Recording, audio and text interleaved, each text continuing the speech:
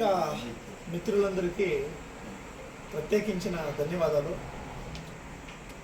Indian national Congress party రాష్ట్ర అధికార ప్రతినిధి స్పోక్స్ పర్సన్గా వచ్చినప్పటి నుండి ఇన్ని టీవీ ఛానల్స్ తోటి ఇంతమందితోటి కూర్చోవడం ఇదే మొదటిసారి. యాక్చువల్లీ నేను చాలా తక్కువ రోజుల్లో కాంగ్రెస్ పార్టీలో ఒక గొప్ప రెవల్యూషన్ తీసుకొని వచ్చినాను. పలమనేరులో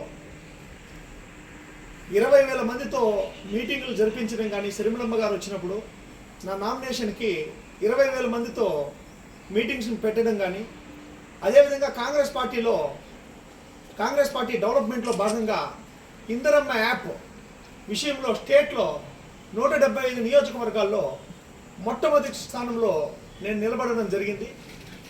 అదేవిధంగా ఓట్ చోర్ గద్దీ చోర్ అని దేశవ్యాప్తంగా చాలా పెద్ద కార్యక్రమానికి రాహుల్ గాంధీ గారు శ్రీకారం చుడితే 175 నియోజకవర్గాల్లో స్టేట్ ఫస్ట్గా వచ్చేసి ఈ పలమనేరు నియోజకవర్గాన్ని నిలబెట్టడం జరిగింది. ఈరోజు నేను కాంగ్రెస్ పార్టీలో నా వంతు నేను ఒక పిసిసి ప్రెసిడెంట్గా ఏ రోజైతే నేను కాంగ్రెస్ పార్టీలో జాయిన్ అయినానో ఆ రోజు నుంచి ఈ రోజు వరకు అమ్మగారితో పాటుగా ఆమె పెట్టిన నమ్మకాన్ని వమ్మ చేయకుండా తప్పకుండా అహర్నిశలు నేను కష్టపడుతూ వెళ్తూ ఉన్నాను.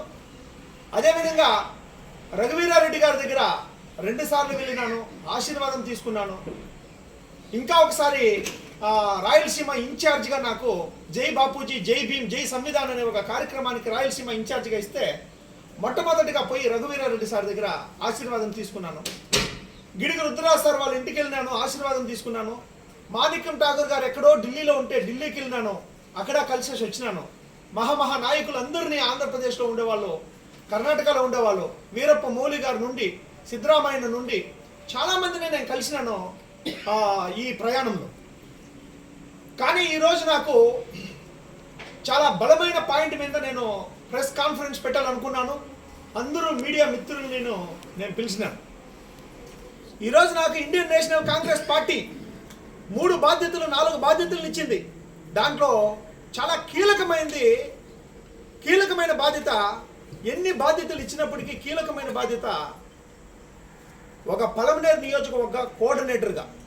ఈ పలమనేరు నియోజకవర్గ కోఆర్డినేటర్గా పక్కనున్న ఒక ఎమ్మెల్యే క్యాండిడేట్ రిజైన్ చేసి ఎమ్మెల్యే క్యాండిడేట్ మన పూతలపట్టు నియోజకవర్గంలో కాంగ్రెస్ పార్టీకి వస్తే కాంగ్రెస్ పార్టీలో 2,000 ఓట్లు మాత్రమే వచ్చినాయి. కానీ ఆ టైంలో ₹1 పంచకుండా 4,000 పైబడి 5,000 దాకా ఓట్లు కానీ, 9,000 పైచిలకు ఓట్లు ఎంపీ క్యాండిడేట్గా ఓట్లు కానీ ఈ పలమనేరు నియోజకవర్గంలో వచ్చింది. ₹1 పంచకుండా. కానీ మా వంతు శాయశక్తుల డబ్బే పంచల్లా, డబ్బే ప్రధానము, డబ్బు పంచితేనే ఓట్లు అనుకుంటే ఎక్కడికో తీసుకొని పోయేటోళ్ళని. కానీ ఒక నీతి నిజాయితీగా గొప్పగా ఈరోజు వచ్చేసి రాజకీయాన్ని చేసి ఈ స్థాయి వరకు తీసుకొని వచ్చినాం. ఇప్పుడే ఒక ప్రశ్న సహోదరుడు ఫోన్ చేసిన తక్షణమే సార్ కాంగ్రెస్ చచ్చిపోయింది అనుకుంటాం సార్, కానీ పలమనేరులో ఒక హవా తీసుకొని వచ్చినారు అని. ఇది నగ్న సత్యమైన మాటే. ఇవన్నీ చేస్తామంటే ఎక్కడో ఒక ఎమోషన్ కనెక్ట్ అయి ఉంటుంది, ఎక్కడో 3 అక్షరాలు నమ్మకం అనేది ఉంటుంది. ఆ ఎమోషన్, ఒక నమ్మకం అనేది లేని దగ్గర అది ఇండియన్ నేషనల్ కాంగ్రెస్ పార్టీ కావచ్చు, బీజేపీ పార్టీ కావచ్చు, అది జనసేన కావచ్చు, వైఎస్ఆర్సీపీ కావచ్చు, అది ఏ పార్టీ, ఏ ఇతర పార్టీ, టీడీపీ కావచ్చు, ఏదైనా కావచ్చు, ఒక నమ్మకం, భరోసా. చంద్రబాబు నాయుడు గారిపై నమ్మకం ఉంటేనే లీడర్లు అందరూ పనిచేస్తారు. అదేవిధంగా జగన్మోహన్ రెడ్డి గారిపై నమ్మకం ఉంటేనే పనిచేస్తారు.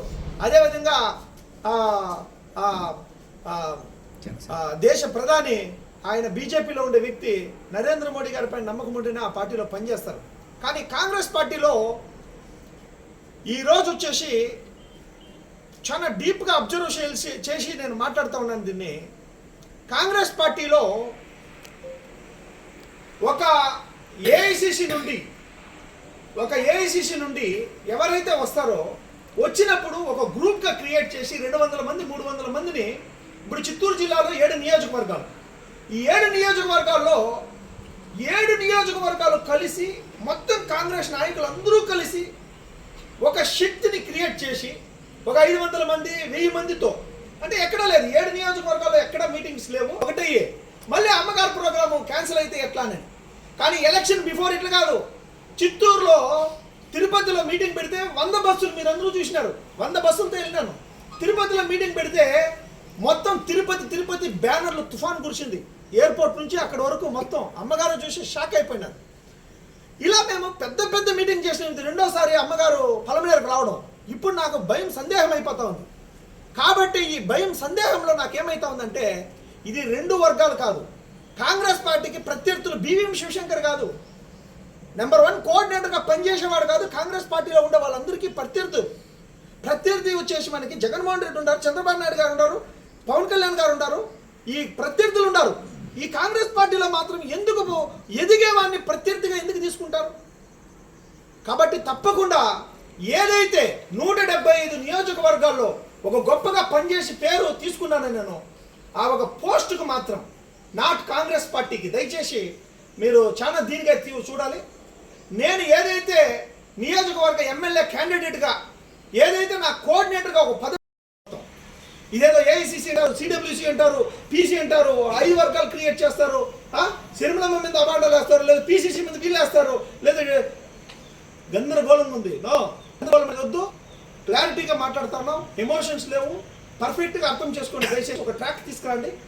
ఏఐసిసి లెవెల్లో, సిడబ్ల్యూసి మెంబర్ లెవెల్లో పీసీసీ మెంబర్ని కన్న బూతులు తిడితే సిడబ్ల్యూసి మెంబర్లు వచ్చి జడ్జ్ చేసుకొని ఫోటో దిగుతారు. అంటే జగన్మోహన్ రెడ్డి గారిని తిడితే ఆ పార్టీలో వచ్చేసి పక్కన మీ ఫోటో దిగింది ఏడన్నా చూసినారా ప్రపంచంలో?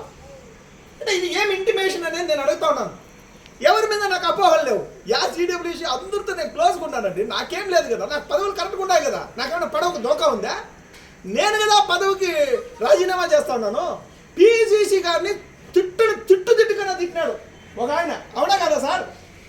తిడితే సిడబ్ల్యూసి మెంబర్లో ఆయన ఫోటో తీసుకొని మంచిగా వచ్చేసి కిషోర్ అంటే, అరే చంద్రబాబు నాయుడు గారిని తిట్టి నువ్వు పార్టీలో బతుకుతావా?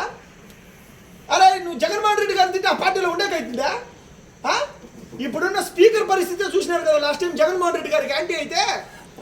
అది ఏదన్నా కానీ పార్టీ అన్నాక PCC president is similar. I'm same candidate. YS Rajasekhara Reddy బిడ్డ ఏమంటే ప్రధానమంత్రి అర్హత ఉందండి ఏమికి. మా పార్టీ వాళ్ళు ఒప్పుకోవాలి కదా, మా పార్టీ వాళ్ళు ఒప్పుకోవాలి, కాంగ్రెస్ పార్టీ ఒప్పుకోవాలా. PCC president is final. ఆయమ్మ దీంట్లో నడుస్తామని చెప్పి సిడబ్ల్యూసి అందరూ వెనకాల నిలబడాలి.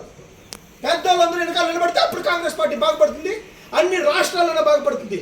ఒక కూటమిగా ఉండాల. కర్ణాటక ఉంది, కర్ణాటకలో ఉండే పక్కనుండే ఎమ్మెల్యేలు రావాలి ఇక్కడికి. పోయి ఎవరితో ఒకరితో చేయి గడిపేసి పక్క పార్టీ వాళ్ళతో కూర్చొని పక్క పార్టీలతో కహానీలు కాదు కావాల్సింది కాంగ్రెస్ పార్టీ అండి.